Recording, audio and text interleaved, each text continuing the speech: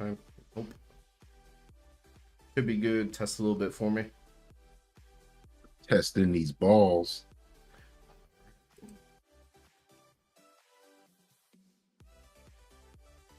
Well, it's Wednesday night, and you know what that means. There was another episode of AEW Dynamite, and we are Top Rope Tokes. I'm just saying, that guy over there. I'm Range of Motions. I'm in the building. In here, like, I'd say all weeks, but most weeks, here for you to talk some AEW wrestling. Yeah, we back. Well, per how it normally goes. Starting off with the good, the bad, and the ugly of this week's episode. I feel like I'm going to be nitpicking here, so just take everything with a grain of salt. Okay. Do you know what your good is? Oh yeah. What's that?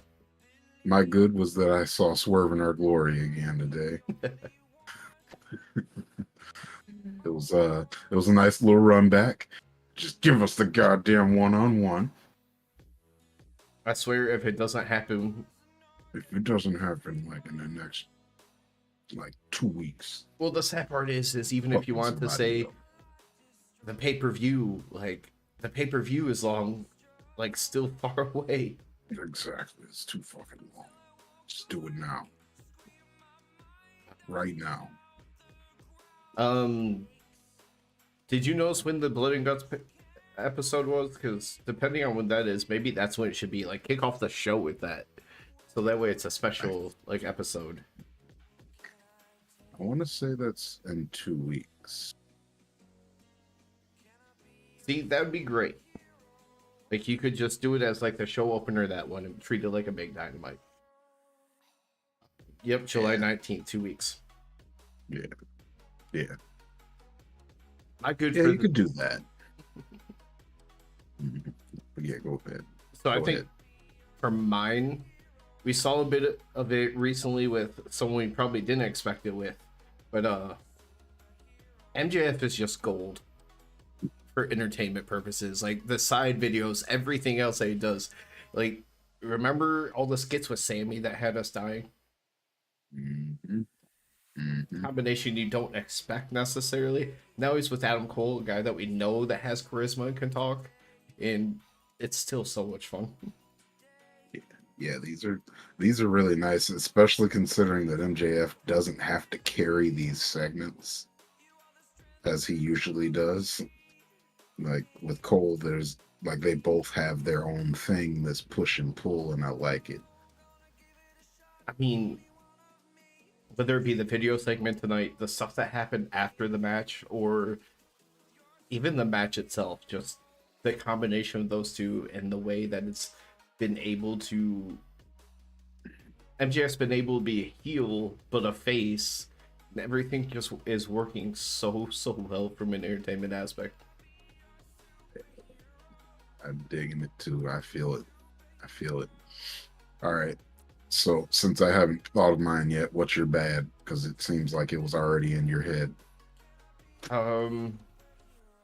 It was the nitpicking aspect of things where the bad, I just keep thinking back of that one, when we see moves that aren't smooth on a regular basis, we don't see crazy botches that regularly, but I don't even know what it was supposed to be, but between Ruby and Britt, there was that moment. It was just ugly.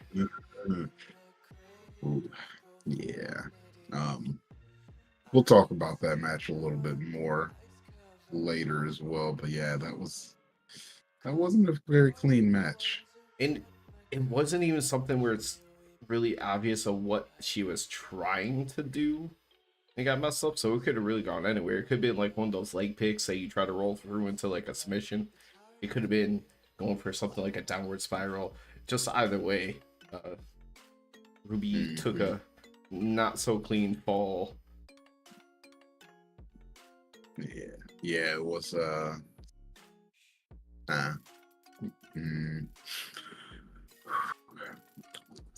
yeah, here we go. So my bad.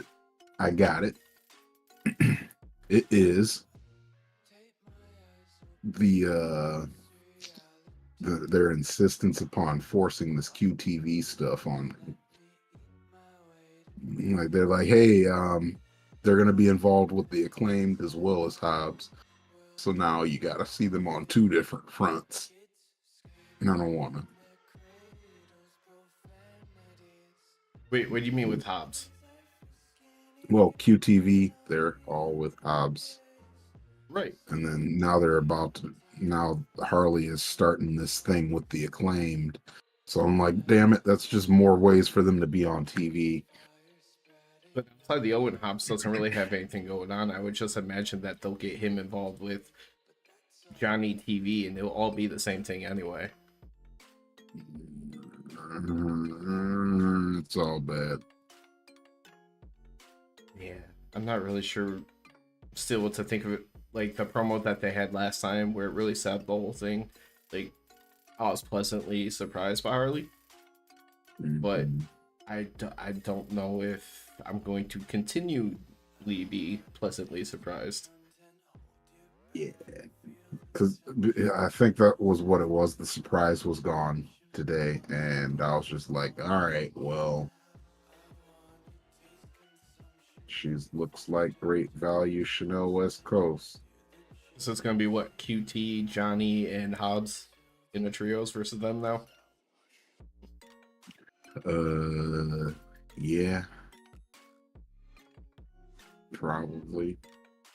Unless QT just takes up back. I mean, you can end up doing this throughout the feud, but have a straight tag match with QT as some like the manager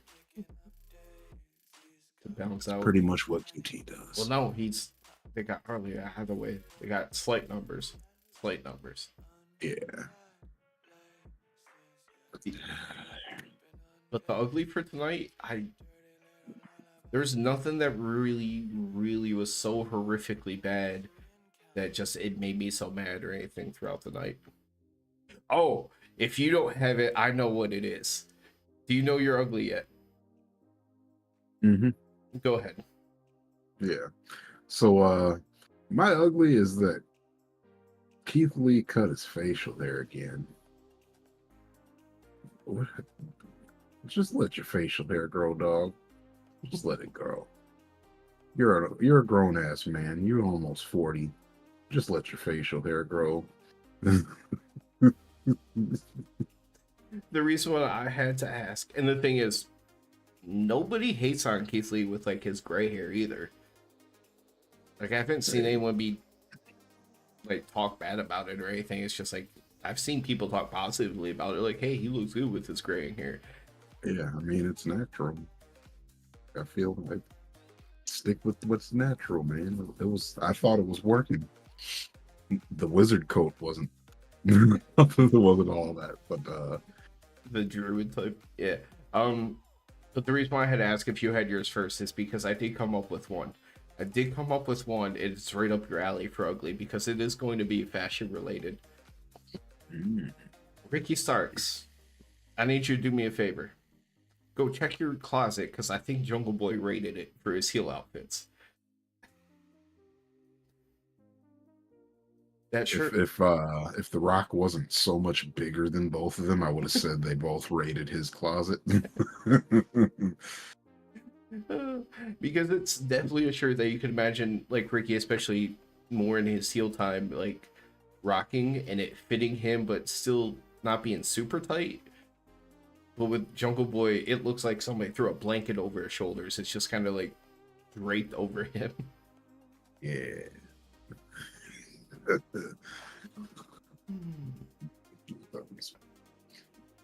But that's why I had to ask if yours the was shirt was, no, the shirt wasn't it for me. It was just I'm on Keith Lee to just go ahead and let the beard grow, man. Just like you're a big ass grown ass man. Just let your hair grow. like by no means was the match card and the match quality great tonight. So, and like all the promos great where this was an amazing episode. There just wasn't really too much to hate on. I really hate on. I just remember seeing that and just it's like, yeah, I can go back to that, I guess, because shirt was like 2 to 3 sizes too big for Jungle Boy. Yeah, it was like a Michael Jackson shirt, but Michael Jackson wore white t-shirts under his. The visual, right in my head, I see it. Like how big his not the design, but how big his shirts were. Mm-hmm. Yeah.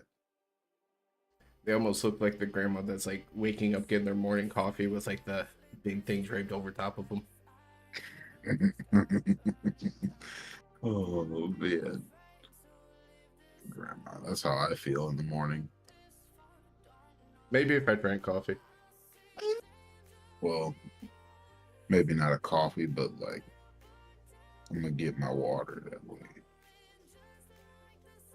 See, I don't like coffee like that. It gives me the jitteries. So just thinking about it, figured this is a good point for us to start tonight as far as the show goes with the main event, Kenny Omega versus Wheeler Yuta. But before we ever get into the match, they started talking about the Blood and Guts match coming up in 2 weeks. How between the injury to Danielson and Eddie Kingston being over in the G1, that both teams are short a person. And so who will be the 5th member for Blood and Guts? Just figured, this is a main event. Stories might be told with this match. We'll see how this goes.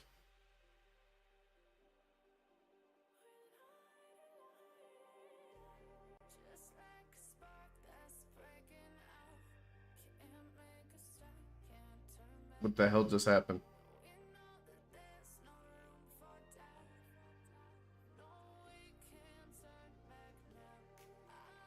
Yeah, like Discord just completely like did the whole shutdown reset on me. Like you were frozen for a whole minute, and I was just hoping that maybe you were being very, very still. Oh, I was being very, very still. Yeah. Nope. Yep. I thought my internet went out or something. This has been like going in and out. My stream tonight for watching Dynamite was not the best. Like it buffered a few times. I'm sitting there, so I've looked over at the stream to make sure it didn't flash red. Yeah, because mine buffered a lot too. I don't know. Xfinity must be having some issues today. All right, so I'm gonna start that one back from the top, or else there's gonna be too much editing that I have to pay attention to cut it up. Like, god damn it, I gotta cut out here, gotta cut out here.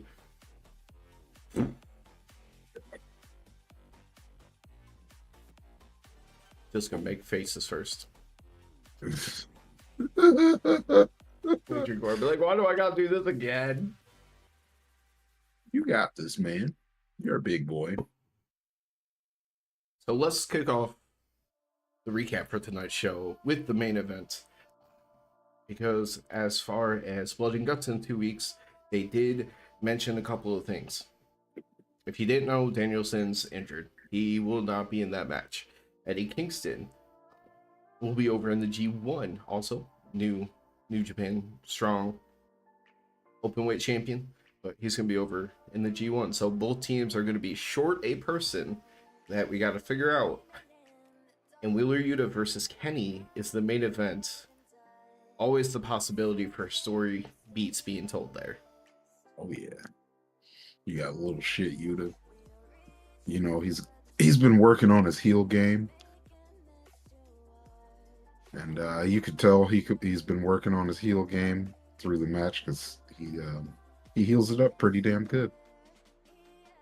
Other than the fact that he's still always going to hit a tope or two in there. In which the one that he hit in this match with Kenny was really good. Hey man, tope surf still allowed. Danielson still does them.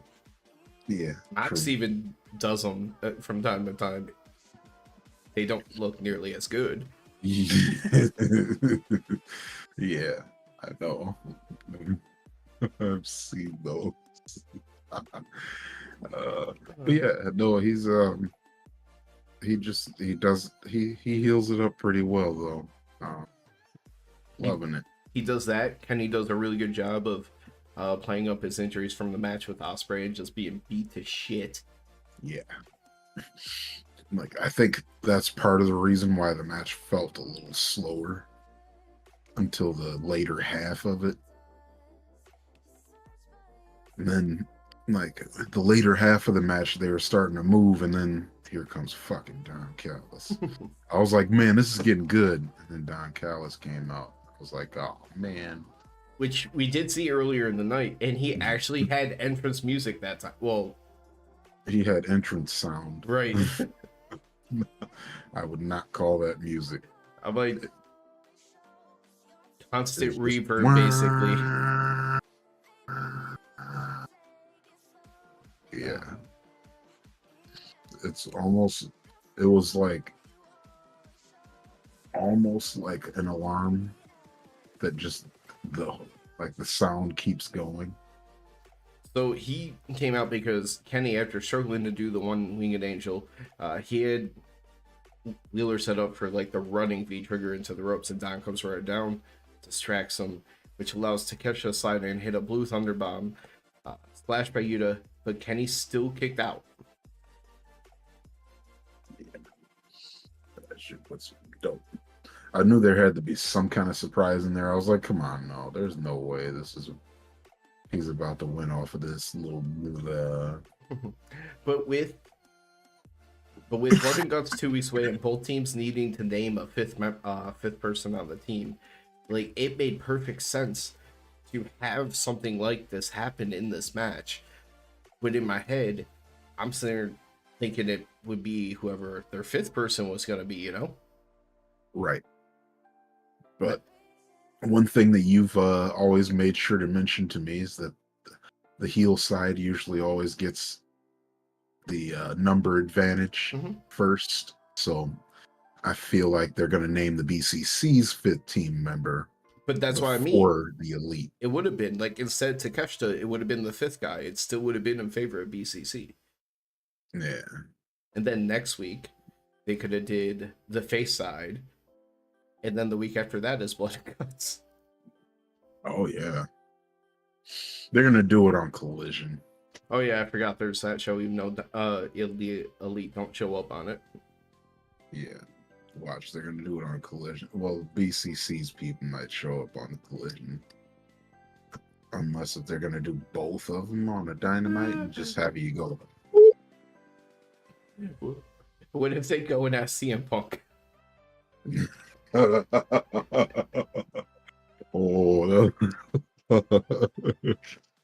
BCC grabs CM Punk. Mic drop. Oh, that God. will be insane. That can't happen until they get to do the whole thing with FTR too. Right. But yeah, there would be no way, but still. So after Kenny was able to kick out after all that interference, you just climb up to the top. Kenny catches him, and he's able to grab him off the top rope, and basically, and I don't know how much of this was on purpose and how much of it maybe he's actually beat up, but he hits like a running one-winged angel because he's like falling the entire time that Yuta's up there with him. Nobody kicks out the one-winged angel. Yeah, you don't do that. Except Kenny. Yeah, he can kick out of that, but he knows how to kick out of that though. Kicks out at one, man. He kicks out at one. It's a technique that nobody else knows. After the match, as we talked about, kind of makes perfect sense for shenanigans. BCC all runs down and starts to attack. The Elite run down with chairs. They start to attack. And Hangman, the Bucks have somebody, I forgot who it was at this time, after like a BT trigger, they were holding him. Hangman is sitting there, ready to swing at whoever they're holding in front of him. Yeah, Claudio. It was Claudio at that point? Yeah. Dark Order, though, runs out at the very last second and grabs the chair from Hangman. Could have just given us like 1 or 2 more seconds for like look in that moment, but still just enough, because I was getting ready to tune out already, man. I was like, this is over. Nothing else is gonna happen. Yeah, yeah, that was that was a little odd. Yeah, I feel like we needed like 3 more seconds. Just the turn and the face, just to just to set up that Rampage match a little bit more as well. Wait, what was the Rampage match? Because The Rampage match is the run back of Dark Order and Hunt Bucks. Or sorry, uh not the Hunt Bucks. That name is sexually explicit and anatomically correct. anatomically correct. So I can't Misleading. be doing that. And anatomically misleading, yes. So yeah, but yeah, that run back is happening on Rampage, and that's what the close of this episode set up. Other than the fact that the BCC still hates the Elite, Do you but have any guesses on fifth members for both of these sides? I'm gonna go real easy. Shota for the BCC and Hoda for Elite. Hold on, I'm trying to think. Eddie, Brian Ishii, that doesn't really make a ton of sense. I keep waiting for Kenny's best friend. Mm-hmm. Yeah, So that's what I said. Coda. I think I think that makes sense. Shota and Coda, I think he's not actually under contract either. So if I remember correctly, he's not. it's just so So easy. just go ahead and just slide that bone in there. This is irrelevant to the rest of the show, but you want to know who else is under contract? Nick fucking Lane.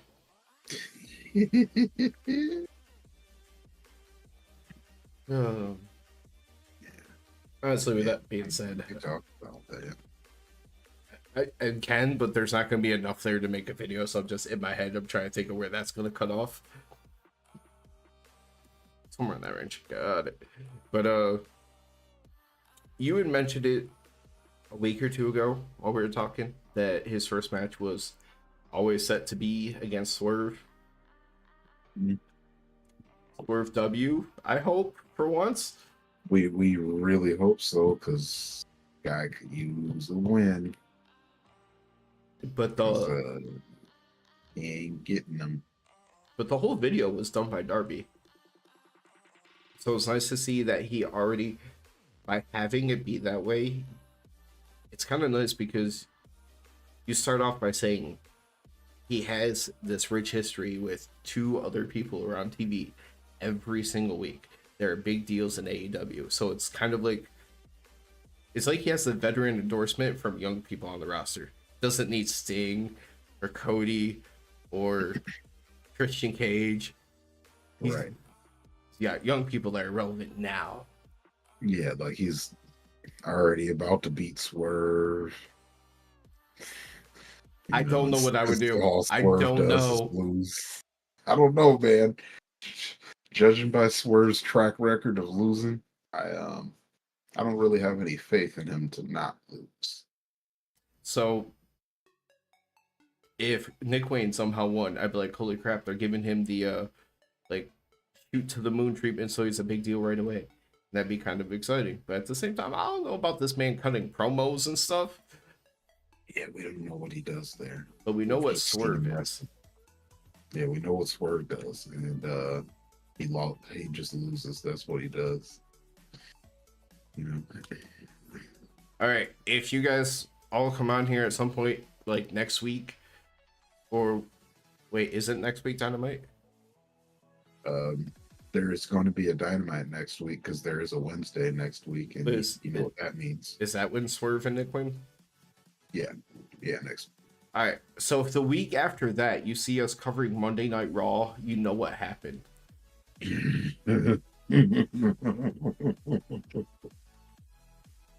Oh man, yeah. If we straight up, fuck that. We watching SmackDown. We gonna start right there. No, man, I need time to make graphics and stuff. all right, okay. I changed that, but I'm gonna watch SmackDown if that happens though. Just you watch. Watch it, just ain't gonna won't be ready for the massive change that is all of the graphics and everything. Yeah, I'm still watch SmackDown. I'm just not gonna have to go live about it. But yeah. Where we go live with our Rampage stuff, and when people say this isn't Rampage, we're like, yeah, we decided to watch something better. Shots fired. But you hear that, AEW? Swerve needs this win. You know, make it a good match. Welcome Nick Wayne, you know. But Speaking yes, of crap, I'm gonna kind of recap that for half a second because I just realized something. But those who are still possibly here, listening, watching,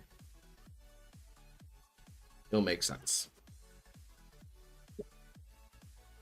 Tonight we kicked off with a Swerve, Strickland, Keith Lee being reunited, going against a man that Keith Lee teamed with just last week in Orange Cassidy and Darby Allin. But before we talk about this match, next week, they debut of an 18-year-old prodigy named fucking Wayne. Joins AEW officially.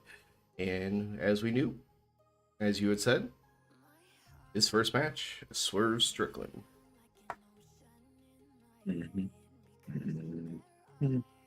Swerve lost tonight. He needs that win.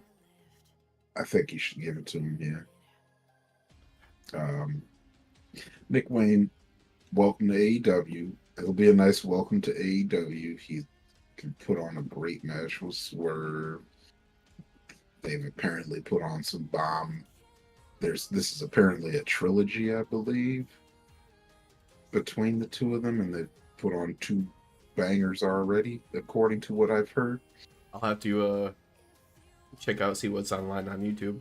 But yeah, I believe I believe this is a trilogy, and this is going to be their 3rd match. So, but you know who hasn't had a single one-on-one match against each other? Swerve and Keith Lee since this fucking feud started. Man, I said they have another tag match. The way they work together, just like, you got AEW, you guys are giving me blue balls, because this is ridiculous. Give us the payout on this, man. It's my money and I want it now. Listen, okay. Start Dynamite off in 2 weeks. The Blood and Guts Dynamite. Make it a big deal. Kick off the show with that. Something to get people excited with.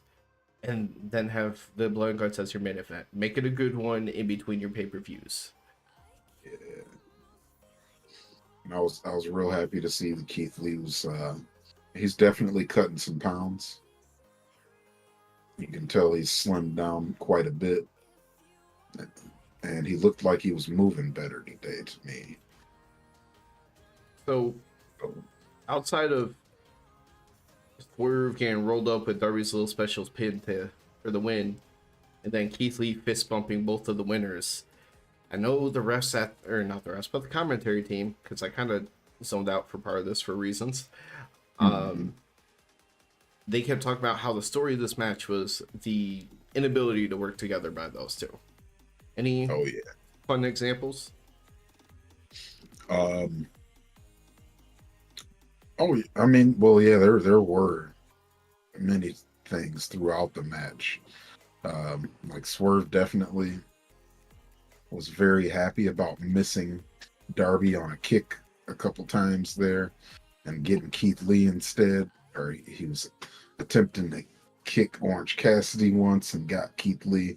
And it happened a couple times, and you just see a big grin on his face, like, oh well. Don't mind that happened. Ooh. I feel like it has to at least be mentioned, but the start of this match, the fucking Beal on Darby Allin across the entire fucking ring where he almost lands on his feet. All the way from one end to the other. that was dope. Commentary Like, hell was yeah, losing their mind. the biggest deal ever. It's wild. And then it was just like a Keith Lee just showing off that he's Keith Lee in the beginning. Like when he was slapping the shit out of Orange Cassidy. It's so loud. I think it was Taz who said, "I've never seen somebody's soul leave their body before." It might have been Yeah, Excalibur, but Orange that Cassidy goes sounds up, like something Taz would say. does the one slap, does the other slap, does the big wind up, the slaps, and then Keith Lee just does his two-handed overhead one, and you just see Orange go right down to the mat. Yeah, like when you see a guy wince a little bit, like, and he's trying to like, that, like before the selling starts, he's like, oh, and then he's like, my chest. So I've talked with you about like, man, if we ever at these local shows, if we can get a wrestler, I want to take a chop. But there's rules to this game. I'm not Don't taking a want a Keith chop. Lee chop. No, Yeah, no Keith Lee. I'm more likely to walk up and ask and embarrass myself and like ask like the 5'2", 105-pound woman to chop me once and be like, all right, Like, Riho, let me get that chop, please. like I think I'll be fine here. Start working my way up through like the cruiserweights and all the smaller people with less meat. Yeah. Man, come on now. You just start off right away with a Gunther or a Keith Lee. Here I am with my co-host trying to get me to unalive myself. Come on, man. Your heart will only stop for a second. It only And needs then to you'll be stop. good. I'm not sure if some of these local shows will have. Well, at least if it's like somebody like Gunther and Keith Lee, I would hope they'd have the medical team that could revive me. The local shows, not so much. Yeah. Yeah. I still remember CPR. Dude, I might need the defib. Yeah, probably. But so you kind of talked about how Swerve would sit there and look happy when he'd fuck up and get Keith Lee. But after the match, like I mentioned it, like Keith Lee totally gave fist bumps to both Darby and Orange Cassidy. Mm-hmm. But it wasn't just like a straight up respecting like the commentary team said. He like smiled about it. He knew it got to Swerve. Mm-hmm. He was like, yeah, that's right. You guys beat us. Yeah, I didn't want to team with this guy no more anyway. Like, I did that for a while already. It did not work out well for me. I mean, we won the titles. I'm going to say it worked out well for a while until you ran into the Acclaimed. And everyone loves the Acclaimed. Speaking of the Acclaimed, they had the next match of the night as they went on to face the Bollywood Boys and the Butcher because the Blade had his own other match tonight. Yeah. Yeah, that was the most awkward pairing. I didn't even know what to think about it. And here's So the downside to this blind draw stuff. Yeah, like Butcher and Blade aren't like if Butcher and Blade aren't together, I don't want it. I don't want either of them. It's okay. Are you gonna want to see Matt Like it's Hardy not and like a Jeff slight Jarrett against together either more? of them. Yeah, that'll be funny, at least. I'm hoping that they could do stuff to like entertainment value because that's definitely the slower moving of the Hardy brothers and Yeah, Jeff Jarrett. it'll be funny. Don't worry, we'll have stuff to laugh about, kind of. Actually, the worst part is Jeff Jarrett's probably more athletic than Matt Hardy and like 5 to 10 years older than him. Oh yeah, the nuts of slap. I hate Jeff Jarrett. My brain nuts of slap. My brain went back to try to figure out if they had been in any feuds recently because all those same like 3-4 tag teams had been fighting each other. But Claim got out of it for a while because they went to trios, which is where they are now with Daddy S. Two different people in my notes that refer to as Daddy, because we got Daddy Magic tonight too.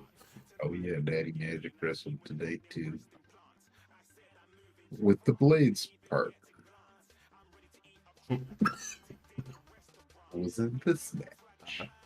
So as opposed to Bowens hitting the Arrival and then Max Caster hitting the mic drop for the win, it was Billy Gunn hitting his old, the one and only like finisher from 20, 25 years ago. Then the mic drop for the win. Yeah. They missed their scissors at the end. But you know. The squash match was there just for the after. Yeah, they're just there for the party after. You know, it's similar to an after party, but it's a party after. I mean, out of the QTV group, who would you want to party with? You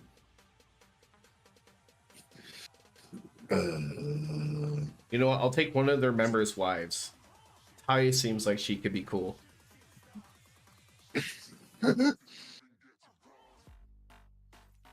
Yeah. Wait. Who's in QTV again? It's QT Marshall, Aaron Solo, Johnny Harley. TV now. Oh yeah, him. I forgot he was in there now. I keep forgetting about him. He doesn't count yet. It's okay. He's not going to add any kind of like entertainment value. I don't want to to party with the guy whose name keeps changing. Because if we're partying, I'm gonna forget, and he might get offended if I call him the wrong name, and I don't want to have to deal with that. Could be worse. So, what if it's one of those split scenarios and he really just has like 18 different personalities, and by drinking he just goes crazy? We definitely don't want one of those. All right, so the only choice is Aaron Solo. Just by default, not because I would actually want to. I mean, we like Hobbs, but we haven't seen in AEW a personality from him that says, hey, I want to hang out with that guy. Yeah. Other than the fact that I know he likes New Jack City, which almost makes you all right with me, you know. We're almost there. Yeah, but if he's always just a bad mood like he is on AEW TV, like no, don't kill it. Nah, he seems like he's a nice guy. I've seen like whenever they have him out of character, he's real positive. Yeah, I've just only seen so little of it. Mm-hmm. But yeah, Harley interrupts, and it's just her on the screen. Interrupts the celebration and says she's got a video from next week to show that she really has the most musical talent in all of AEW. In my head, I just went swerve, swerve, swerve. Yeah, I'm gonna say they should just have a battle of the rappers. But yeah, musician in general, like, it's not my style of music, but it might actually be the Butcher. Yeah, true. He's got toured all over the world as a guitarist. So yeah, he definitely probably wins that if we're going just musician. If we're going rappers, I want to get all the rappers out there. So Swerve, Max, apparently Harley. Yeah, I want everybody, even anybody that's just recorded one song before. I don't care. Did Private Party have anything to do with their theme song? I don't think so. I didn't think so either, but it was worth it. Lisa thought. Outside that, I got nothing. Yeah, probably not anymore. I don't know. Or there might be somebody that's like I said, there's probably somebody that's recorded a song or two and just never went anywhere with it.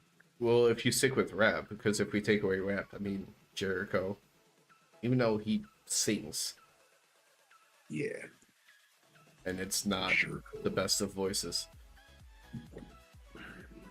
Not at all.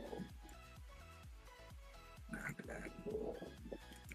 Speaking of Chris Jericho, the man who has been a heel for what, like 3 years now?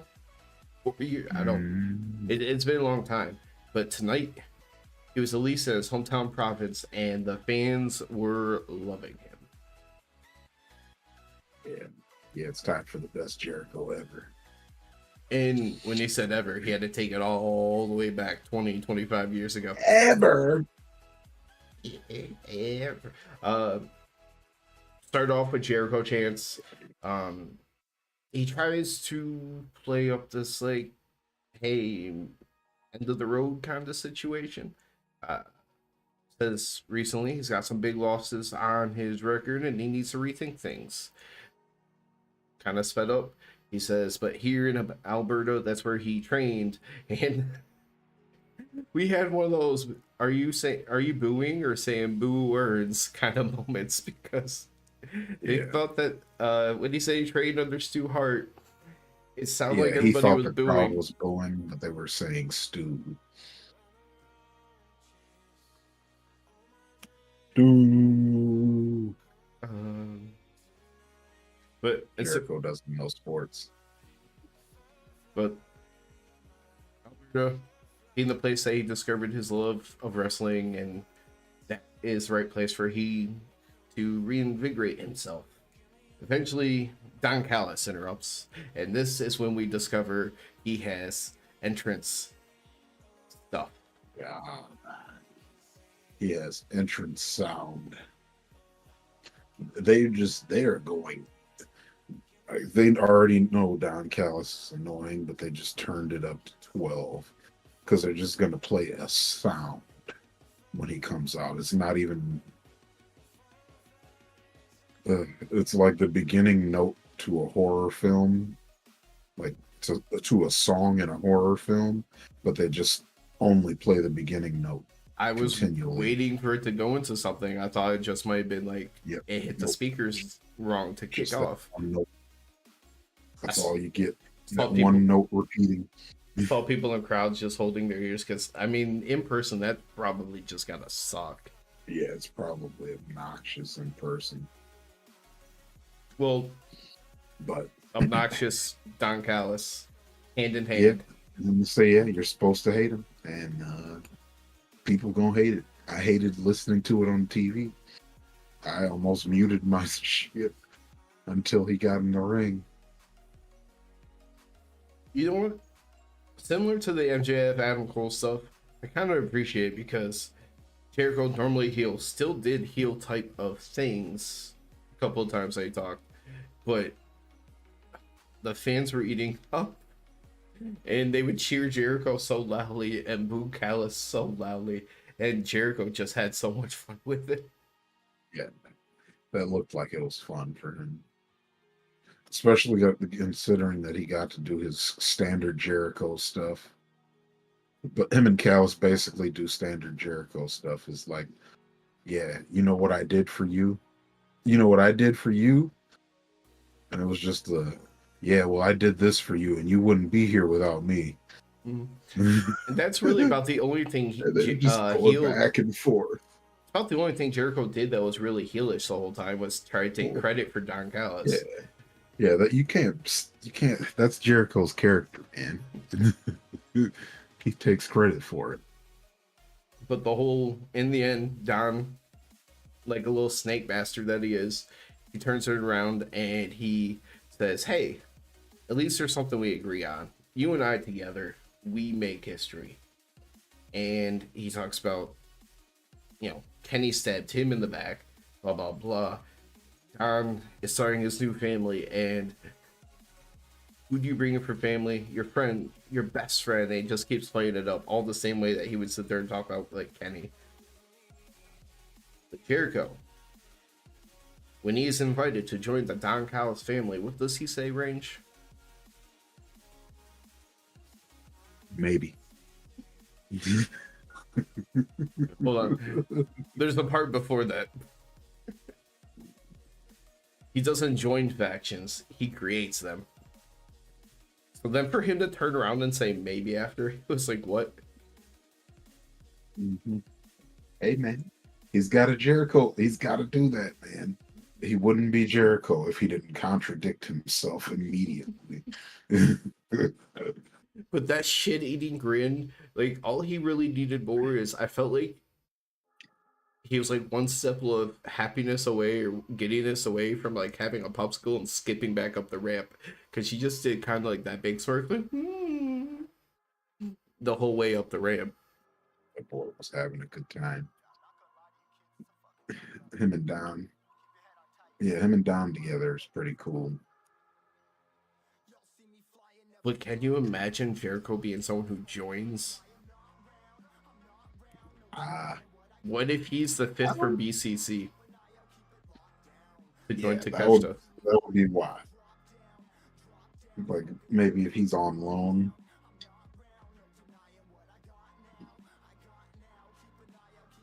or maybe he could join. Go ahead and join there. Because when we saw Jericho later with Garcia and Sammy, they were not very happy with him. Yeah. And then he was just like, "Yeah, you guys got to do something without me."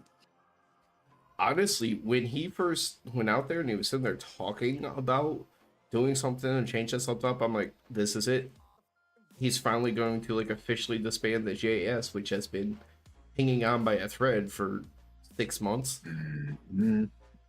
That's what I was hoping for. But I guess they'll probably try to make it a bigger moment when JAS is done because that group's been around for longer than all the other groups. No. Yeah. Well, all the other groups that matter. But it's fallen apart for so long that I don't see how it can be a really, really big moment. Like Sammy's practically out of it already. Yep. Yeah. No. I don't know. Yeah, because they were. I felt like they were heating it up for a second, and then they just didn't. Because if they had gone with the Sammy versus Jericho, like early, like in the last month or so, that would have been cool. At this point, the only thing that really makes sense is if Garcia wanted to like up his heel thing and he tried to kick out Jericho and take it over. But if Jericho's gone, Hager's gone, Sammy's already out the freaking door. So you end up where you started and you're Mhm. Garcia with Daddy Magic and Cool Hand, which is how it started for him. Yeah, yeah, yeah. We don't need that. Um, hey man, you still got Anna J. AS. Oh yeah, I forgot they still do label her that way on the open graphic. Well, they Yeah, did, I should say. They did. but then you know, I'm assuming that she's just gonna disappear now that Ty is gone. Um, I guess she could run alongside Jungle Boy. Yeah, That they're both I kind heels. of don't want them to do that, but Neither do yeah, I, but but maybe it would work. it might be helpful for him not to cut promos on his own. Maybe he can get that old school Sammy and Ty heat of like, I'm just gonna make out with her in front of everybody. Oh, Oh man, when is the when? So it's Garcia and Sammy against Big Bill and Trent Beretta. And I can't remember if that was on Rampage or on Saturday. um, either way, it sounds like something I have zero interest in. Yeah. Uh, yeah, I'm pretty sure that's what that match was there. And then Wait. Is this whole blind draw tag eliminator thing? Is this the service just Adam Cole and MJF? And then Yep. maybe after months and months and months to finally move the Keith Lee and Swerve story? Maybe. And the rest And there's still a week maybe on that. and the rest of it so far seems like straight garbage. I mean, we haven't seen it yet, but zero interest. Mm-hmm. Yeah. Accurate. Unfortunately. I hope that they do something a little more with it, but I won't be too upset if they don't. Listen, if the one big thing out of this is Adam Cole and MJF together, I'll hate the rest of it, but I am damn sure loving every bit of Adam Cole and MJF together. What? So first tonight we get the video package of them working out together, having a bro session. Yeah, they broed up. And MJF just couldn't believe that Cole could lift the same as MJF. No, he's stronger. You can see how many reps he got out, and it was like with ease. He was expecting Adam Cole not to be able to lift that much in the first place. Yeah, Adam Cole is strong as fuck, man. I was waiting to see if there was an obvious cut in like the footage or something too. Oh, they just zoomed in and didn't show the two people on the sides lifting the weight for him. Because when MJF did it, it was a wide shot to let you know that he can actually do that. And then they zoomed the angle in when Cole got on the bench, so you couldn't see the sides of the weight. Also, it does make a lot of sense because the entire time, like every single rep, one side was way lower than the other. Usually, if you are doing it yourself, you might notice it. If it's a weight you can correct yourself on, you're going to at least, you may lose the correction, but you're going to see a correction. Mm-hmm. But yeah, no, it was definitely two different people or machines or whatever. Yeah. That was cool. So, he's just like, what the fuck? Like, this dude, he's that much stronger than me? Because he was repping it out with ease. And he's like, all right, I'm done. All right. MJF in non-ring 20-minute promo segments. Amazing every single time. Even tonight though, like on their way to the ring, MJF, he's like, cut my music. He wants to do the whole NWO point for Adam Cole's entrance. Still try to give him a hug and ruined up the timing of like the entrance baby and everything, but yeah. Messed up his entrance, baby.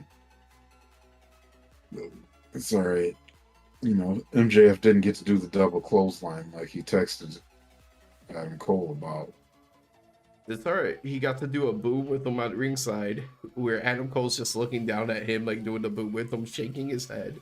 And then he got to do his best, worst Roddy impression, running laps around Adam Cole to be able to do the Adam Cole baby in the middle of the ring. Oh man, he's so annoying and great, and just MJF so good, man. But is this something that you ever thought you would see? Somebody like MJF, the heel, in the middle of the match, getting the fans to chant for Adam Cole to cheat, to convince Adam Cole, the babyface, to actually cheat alongside him, like getting the whole crowd behind it. I was like, how the hell is this happening? MJF was getting that babyface reaction tonight, no matter what he did. He's just good.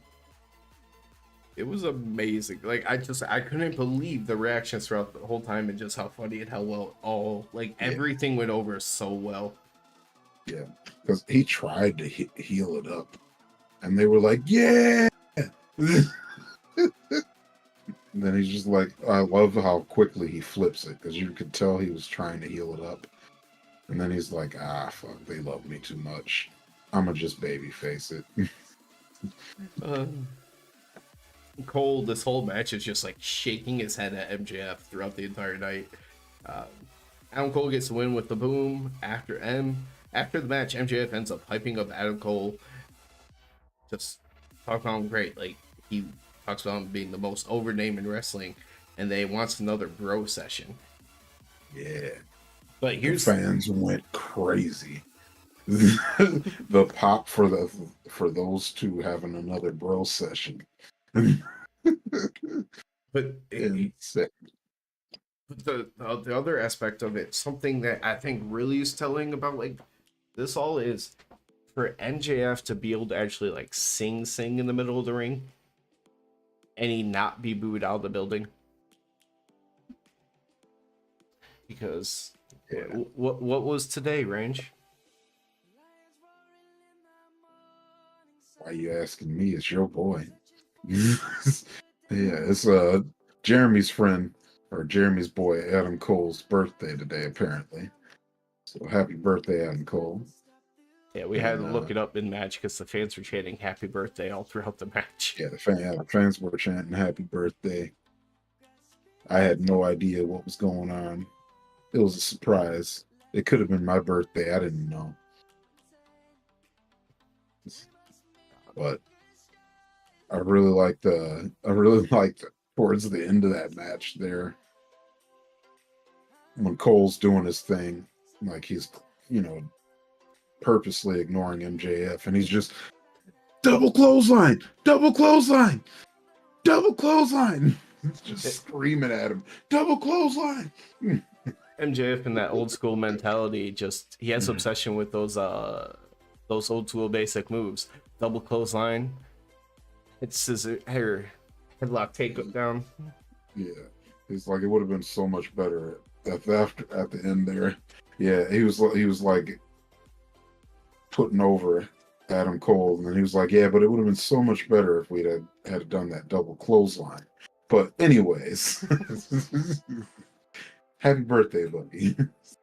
He gets a cake and everything to come out, and the thing, like when Adam Cole's going over to cake to blow it out, MJF's looking right into the camera, going like, "I'm gonna push his head in the cake. I'm gonna do it."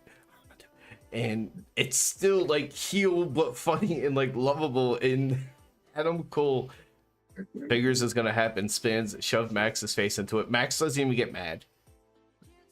Yeah, he's smiling through it. That was really great. Fans are chanting, "Eat the cake." Eat that cake. Eat that cake. Eat that cake.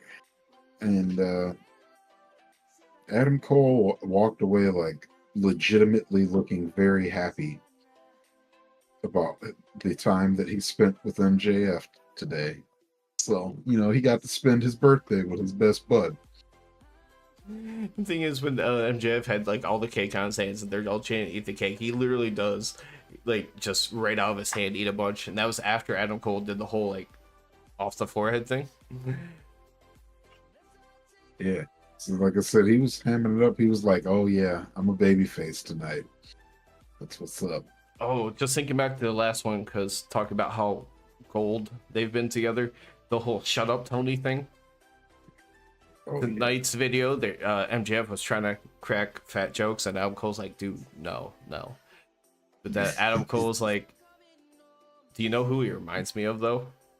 And they're like, "Tony Schiavone."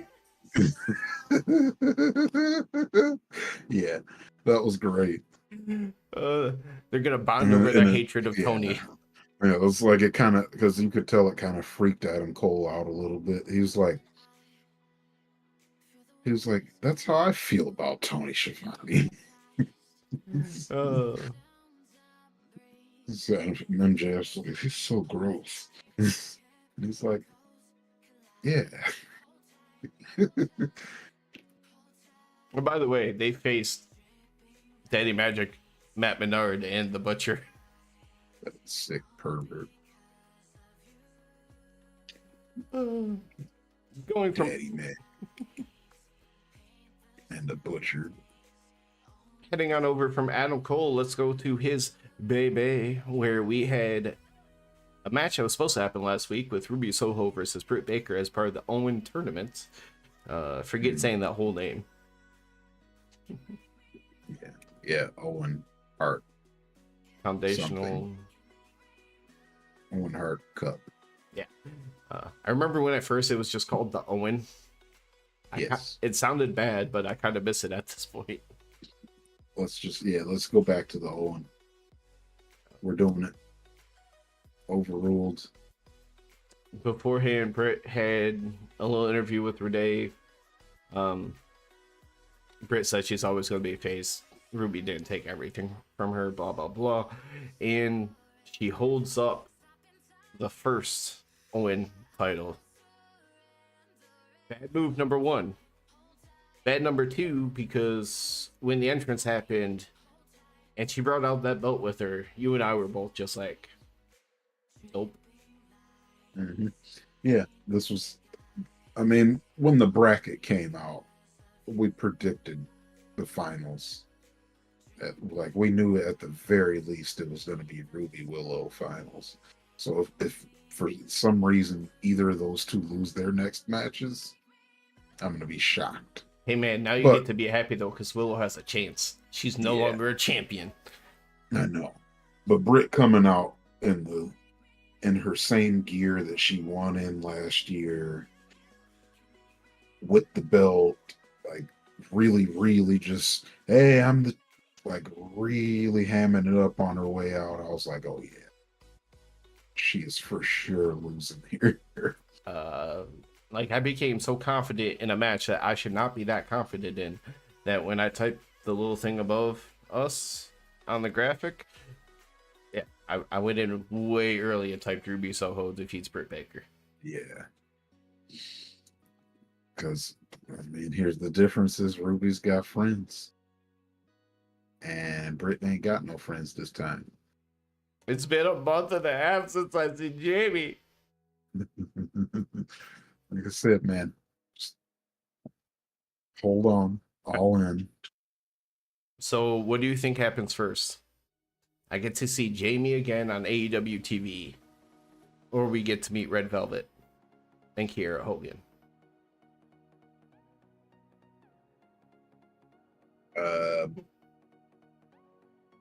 Red Velvet and Kiera Hogan. The only reason I think it might be close is just because unless she is a surprise that returns at Wembley, if she's going to be involved at Wembley at all, she needs to be back before that, because they're kind of close together. So, yeah, I don't know. Maybe around the same time. But you nailed it. It was the Friends. It was the Outcasts. It was all match long interference. Yeah, they were. It was 3-on-1. Pretty much. None of these other wrestlers like to help each other, apparently. Nope, they just all watch what happens to each other. Literally, very first thing I wrote was lots of Outcast interference. Like, way more than the normal match. Yeah, it was towards the end too. It was really starting to get annoying. Especially considering the fact that this match just wasn't clean when there wasn't interference. Like, I was not a fan at all. Just way too much interference, and the ref saw it half the time and just like, it's the Outcast. I gotta let them do what they do. I will say there was one funny part where the ref went to yell at the Outcast, and like Paige, you just hear her scream at the top of her voice, like shriek it out, like, "We didn't do anything," because at that time they hadn't done anything. But yeah, that was the one time that they hadn't actually done something. It just felt like a girl throwing a total fit, and I'm sitting thinking the temper tantrums that my little sister threw. Like, it just reminded me of like that, like the screaming on top of her lungs, like, I didn't do anything. Yeah, I've been liking the Outcasts more and more, but can we cut down on the interference in the matches? Like maybe like once or twice at the most, not throughout the entire match. Because they like none of them wrestle good matches anymore because it's all interference. Honestly, early on when Britt goes out there and she confronts all of them and she gets physical, like at that point, just be like, all right, can't be having this. Get out of here. But Yeah. Yeah, I was disappointed with this match, especially with it being the finals rematch. And last year, I remember it being a good match. Yeah, it was a letdown for me. I mean, the only thing to this match that made me kind of halfway enjoy it for just a split moment was during one of the bits of interference, Soraya's over distracting the ref one side. Tony grabs the belt, holds it up like over the turnbuckle so that way Ruby can shove Britt's head into it, and then she hits the no future, but Britt's able to kick out. So I'm like, hey, Yeah, maybe they're going to attempt to give us something special and fun here. yeah, that was a good spot there. Yeah, like it wasn't like don't get me wrong, it wasn't all bad or anything. It did not live up to my expectations as the last time that I saw this match. I really, really enjoyed it, and this was just not horrible. But I mean, sticking with like the Owen tournament, just think about on the other side, we have Joe versus Punk, which they are building up because of all this history and blah blah blah. If they turn around and give us an average match, it's going to be disappointing, and that's exactly what this was. Yeah, yeah, yeah. Like this match was very forgettable. I don't want forgettable matches in this own tournament here. Like, I'm Like good. you got to make this thing feel like it's worth something. I mean, I'm good with some being like average to slightly above average. They don't all need to be bigger. Like for instance, who did Sky Blue beat? Anna Jay. That does not have to be a classic match. Yeah, Who yeah, I Willow's was got gonna say, Athena, right? yeah, that's gonna be a bomb ass match. What was the other match on that side? Uh, Nyla, it was was that Willow Willow? and Nyla. That didn't Yeah, need to be special. yeah, it was that was damn good though. Hmm. But you build it Phoenix up Billy's as, first was in the pre-show oh yeah, of Forbidden Door. ooh, yeah, that was fun. It's also on a pay-per-view. But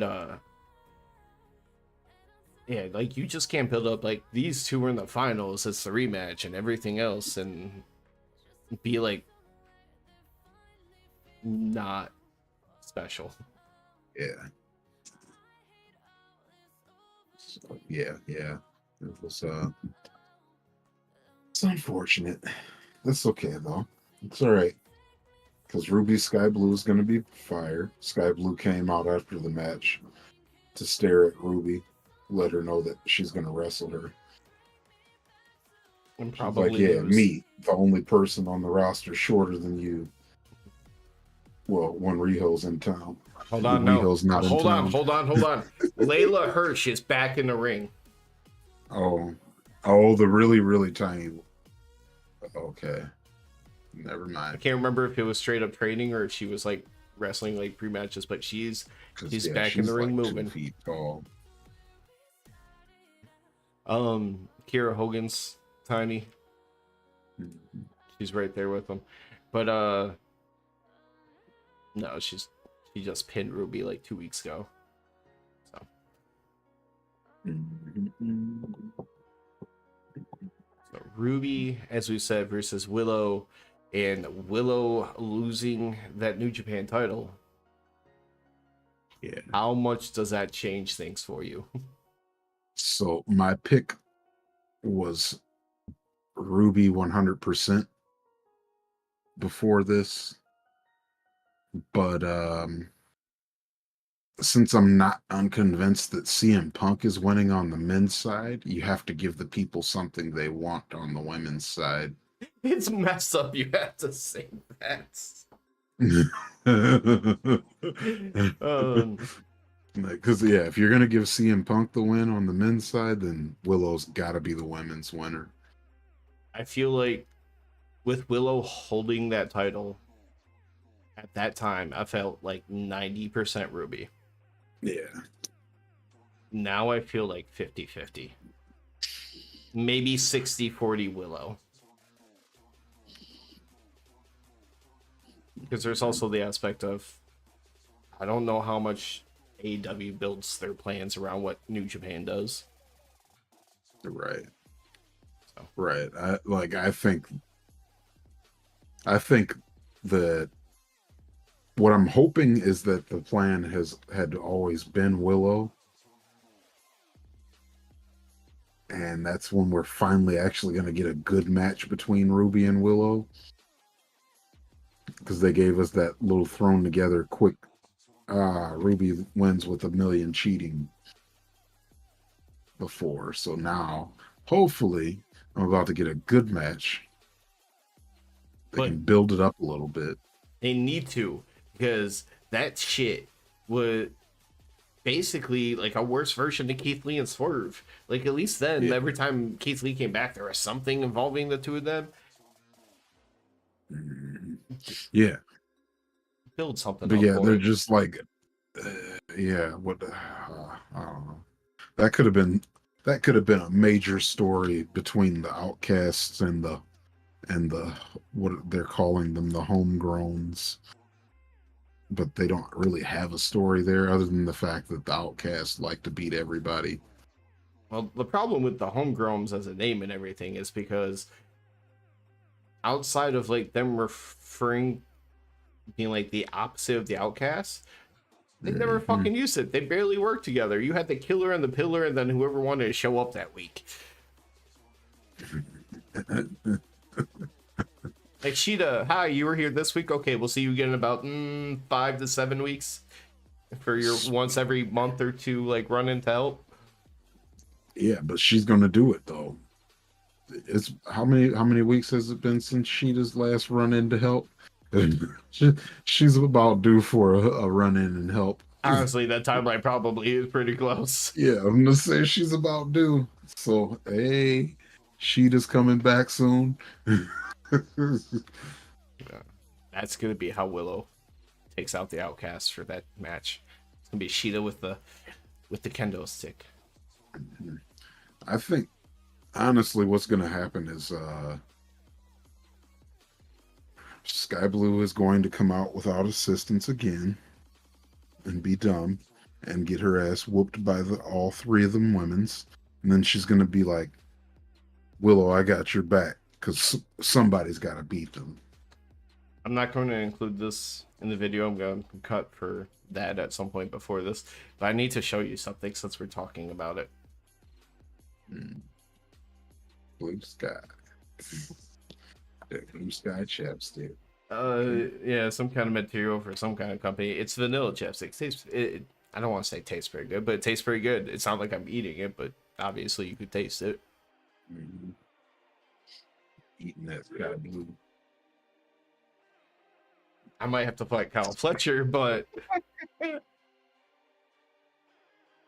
Bastard. I mean that really covered. That's every match. There's a couple of small promo things, but we've included most of the ones that really mattered. Yeah, we talked briefly about everything, pretty much. Yeah, the only thing that we didn't actually even talk too much about is Jungle Boy, and because we talked about his shirt and nothing else. There wasn't. I mean, outside that, it's just like. I mean, he got jumped by Hook. That was cool. He's going to demand an FTW title match. Did he say he was going to Tony Khan? I know he said Tony. I don't know if he said Khan. Yeah, he's going to Tony to demand an FTW title match. A title belt that is not an AEW title belt. But he's going to tell Tony that he wants to challenge for that. for it to be on AEW TV, it has to be okayed by Tony. Okay. Like if not, go fight him outside or somewhere else. Hell yeah, go fight. See, fight outside. That'll be sweet. Yeah, FTW title is now a parking lot for all championship only. I like it. It's their new hardcore 24/7 title. Like you can fight It anywhere works. but the ring. It works, and then you can have Jungle Boy with his new greasy looking hair win it. Yeah, he looks like he should be outside. I figured it out. The reason why he wore and unbuttoned such a baggy ass shirt was so that way, if he does get into a scuffle, if somebody tries to grab him by a shirt, he can easily slip out of it and just keep running. No, you got to spin out of that. Just woo.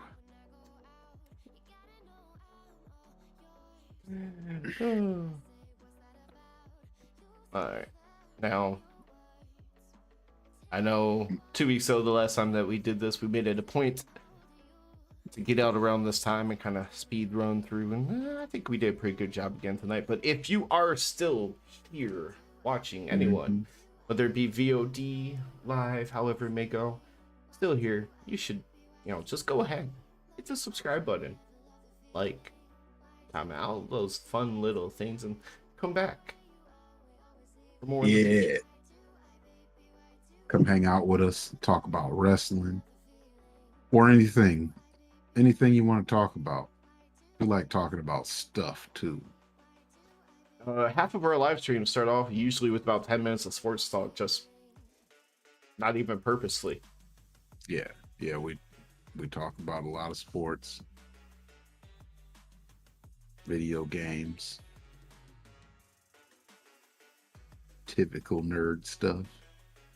Oh yeah, I made a section on something. I was trying to think of a way to generalize like video games, comic books, all that other stuff. I just wrote the nerd life. The nerd life. I'm like, it's good, just overall summary. The nerd life. That's what we live in. All day. That being said, anything you want to add before we go?